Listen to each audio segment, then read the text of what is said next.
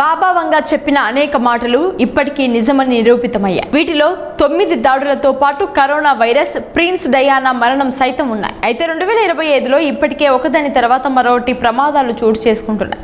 ఈ నేపథ్యంలో 2025లో ఇంకా ఏం జరుగుతుందో అని బాబా వంగా జోస్యం చెప్పారు. ప్రస్తుతం దేశంలో ఒకదాని తర్వాత మరో యాక్సిడెంట్స్ జరగడంతో బ్యాడ్ న్యూస్ వింటున్నాం. ఎయిర్ ఇండియా విమానం కూలిపోగా పుణేలో వంతెన కూలిన ఘటనలో పలువురు మృతి చెందారు. ఇలాంటి ప్రమాదాల నేపథ్యంలో 2025లో ఇంకా ఏం జరుగుతుందో బాబా వంగా జోస్యం చెప్పారు. ప్రపంచంలో ఎక్కువ భాగం ప్రజలు బల్గేరియన్ కు చెందిన అంధ మహిళ బాబా వంగా జ్యోతిష్యాన్ని నమ్ముతారు. అహ్మదాబాద్ లో విమానం కూలినప్పటి నుంచి ఆందోళన మరింత పెరిగింది. 2025 సంక్షోభ సంవత్సరం కాబోతోందని చాలా మంది ఫ్యూచరిస్టులు చెబుతూనే ఉన్నారు. 2025 ఏడాది ముగిసిపోవడానికి ఇంకా 6 నెలల సమయం ఉంది. మరి ఈ 6 నెలల్లో ఏమేం జరగనున్నాయి? ఇది బాబా వంగా యవ్వనంగా ఉన్నప్పటి చిత్రం. అయితే 1996లో బాబా వంగా చనిపోయారు. అయినప్పటికీ ఆమె చెప్పిన మాటలు ఇప్పటికీ సరిపోలుతూనే ఉన్నాయి. 2025 ప్రారంభంలో నేపాల్, టిబెట్ సరిహద్దులలో భూకంపం, ఆ తర్వాత మయన్మార్, థాయిలాండ్లో భూకంపం సంభవించింది.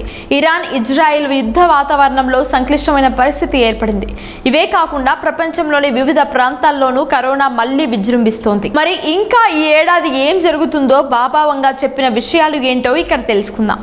2025 నాటికి పాశ్చాత్య, తూర్పు దేశాల మధ్య పెద్ద యుద్ధమే జరిగే అవకాశం ఉందని బాబా వంగా అన్నారు.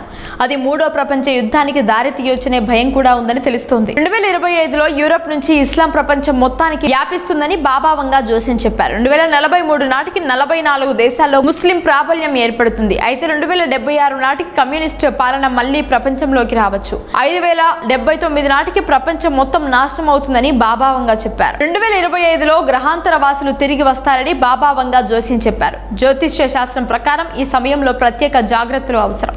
వేర్వేరు నక్షత్రాలు వినాశనం అవ్వడం లేదా వినాశనాన్ని తీసుకురావడం వంటివి జరుగుతాయట. దీంతో భవిష్యత్తులో ఇంకా ఏం జరుగుతున్నాయనే భయం అందరిలో మొదలవుతోంది. ఏదైనా ధైర్యంగా పోరాడటమే అని బాబా వంగా ఉపదేశించారు.